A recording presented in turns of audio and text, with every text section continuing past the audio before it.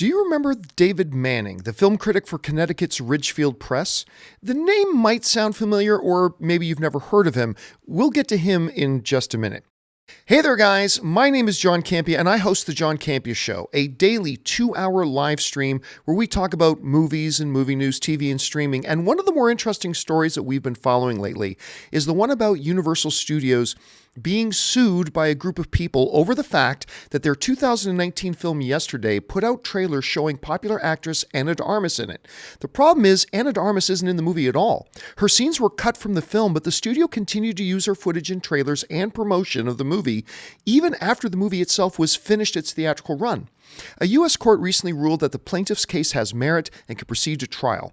At the heart of this case is the basic idea of false advertising, the notion that the studio is deliberately trying to mislead or deceive the audience, and that brings us to the aforementioned film critic David Manning. Now, we're all accustomed to seeing short review blurbs and quotes on movie posters and trailers. Hell, I've even had a couple of my own quotes pop up in a DVD cover or two over the years. Well, back in 2000 and 2001, film fans started to see the name David Manning of the Ridgefield Press, and man, David loved Sony movies.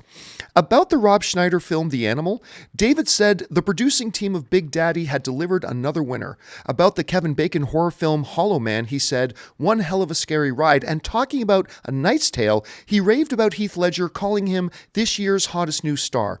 He had similar platitudes about other films as well. Pretty standard stuff, right? Sure, except for one small detail. David Manning was not real. The fictitious character was made up by Sony's director of creative advertising at the time. Matthew Kramer was his name.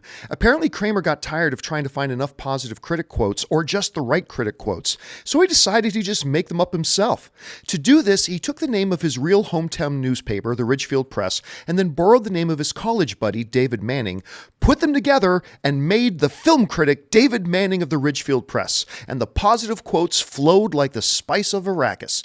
Now, you might be asking yourself, how the hell did they get away with this? Well, you have to keep a couple of factors in mind. Number one, people generally don't look and still don't look at the names associated with blurbs on movie posters and marketing. My guess would be that like less than 20% of the people who read the quotes ever actually read the name associated with it below it. Number two, you have to remember that all this happened years before Facebook or Twitter or social media really existed, so information didn't fly around like it does today. And maybe Kramer would have continued to get away with it if it wasn't for those meddling kids over at Newsweek, specifically Newsweek reporter John Horn. Now, John Horn knew a lot of people in the entertainment space, and at the time, he was actually working on an article about the film industry's press junkets, but he had never heard of David Manning. And one huge red flag for Horn was the fact that Manning's quote for The Animal was appearing on marketing materials for the movie long before any critics had even seen the movie or there had been any screenings of it. Following up on his suspicions, Horn called the Ridgefield Press, and sure enough, they had never heard of David Manning. Horn contacted Sony directly, who had to confess that Manning wasn't real. Now, once Horn published his article on Newsweek back in June of 2001, the repercussions were swift. Not only was Sony humiliated, but the state's attorney general sued them for over $300,000, and a class action lawsuit against them was successful, forcing them to pay back any fans connected with the lawsuit who bought tickets for the movies the fake Manning review quotes appeared on. Kramer, who came up with the whole scheme, was suspended from the company, and Sony's spokesperson said, "It was an incredibly foolish decision and we're horrified. We are looking into it and we will take appropriate action." Now, the silver lining of this whole David Manning fiasco is that today it brought about much stricter policies and deterrence. The age of social media and rapid deployment of information would make it nearly impossible for something like this to be repeated again. But still, the Universal Studios lawsuit over Yesterday is a reminder that studios will still try to get away with as much as they can when it comes to tricking the audiences into seeing their movies.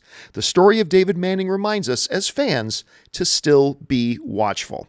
That'll do it for this little video, guys. I hope you enjoyed it. Make sure you subscribe to the channel. Come back and visit us for the John Campea Show. My name is John Campea, and until next time, bye-bye.